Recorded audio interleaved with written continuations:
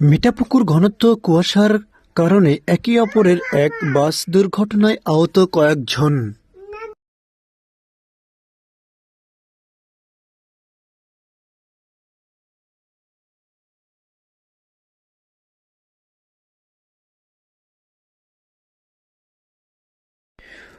রংপুর মিঠাপুকুর উপজেলায় গড়মাথায় এলাকায় ঘনত্ব কুয়াশার কারণে একে অপরের একই বাস দুর্ঘটনায় শিকার হয়েছেন। আজ সকাল চরম কুয়াশার ফলে হারিয়ে ফেলেছেন নিয়ন্ত্রণ গাড়ির ড্রাইভারেরা। ঢাকা থেকে ছেড়ে আসা পরে কয়েকটি বাসের মহাসড়কের এই এলাকায় পৌঁছলে কুয়াশার কারণে গতি নিয়ন্ত্রণ রাখতে না পারার কারণে দুর্ঘটনার শিকার হয়।